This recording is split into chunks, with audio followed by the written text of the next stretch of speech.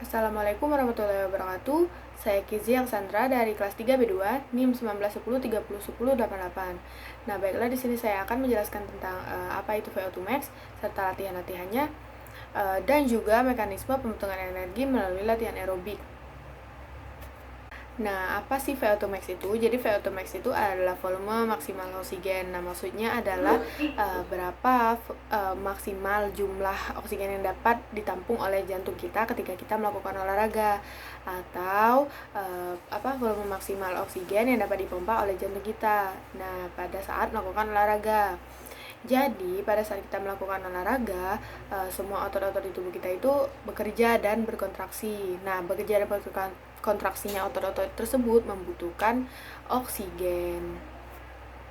Nah, setelah itu VO2 max ini sendiri dapat dijadikan sebagai parameter cardiorespiratory fitness atau kebugaran jantung dan paru. Nah, bagaimana sih cara menghitung atau mengukur VO2 max seseorang? Jadi yang pertama yang bisa kita lakukan yaitu adalah seperti melakukan gerakan, contohnya melakukan treadmill, lari di atas treadmill selama beberapa menit, lalu menghitung denyut jantung sebelum melakukan lari di atas treadmill dan menghitung denyut jantung pada saat sesudah melakukan lari di atas treadmill. Nah, selain itu pula di era sekarang, era modern yang sudah banyak teknologi, seseorang bisa mengukur VO2 max-nya itu melalui smartwatch. Smartwatch modern di pergelangan tangannya dengan sendirinya dapat menghitung denyut jantung seseorang tersebut pada saat melakukan aktivitas. Nah, setelah itu ada beberapa cara atau latihan yang dapat dilakukan untuk meningkatkan VO2 max. Nah, yang pertama itu ada latihan endurance atau latihan aerobik, yaitu latihan yang dapat dilakukan untuk meningkatkan VO2 max. Nah, bagaimana sih caranya latihan aerobik ini atau latihan endurance ini dapat meningkatkan VO2 max? Jadi, pada saat seseorang itu melakukan latihan aerobik yang dengan durasi yang cukup lama, maka jantung orang tersebut akan beradaptasi sehingga akan menjadi semakin kuat. Nah, setelah itu saat jantung sudah beradaptasi dan menjadi semakin kuat, maka pada saat sekali pompa jantung akan menghasilkan oksigen atau mengeluarkan oksigen dengan jumlah yang cukup banyak atau besar, sehingga VO2 max yang dihasilkan pun VO2 max pun akan menjadi semakin meningkat. Nah, setelah itu ada latihan internal training, yaitu latihan dengan tingkat intensitas tinggi. Setelah itu disilang ke latihannya intensitas rendah, tinggi lagi, dan rendah lagi. Nah, yang ketiga ada latihan kekuatan otot. Mengapa latihan kekuatan otot ini dapat meningkatkan VO2 max? Jadi, pada seseorang melakukan latihan untuk kekuatan otot, oksigen akan dialirkan ke seluruh tubuh melalui darah. Nah, jadi pada saat di dalam darah dia akan mengikat protein. Nah, protein tersebut bernama hemoglobin.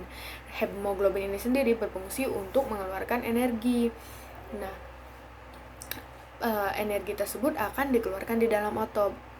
Semakin banyak fiber, maka akan semakin banyak pula energi yang dikeluarkan, sehingga VO2 max pun akan semakin meningkat. Nah, contoh latihan otot tersebut adalah yang mudah, yaitu push up. Dengan melakukan push up lalu divariasi dengan cara menggeser ke kiri dan ke kanan 3 kali masing-masing 3 kali, lalu meloncat 5 kali.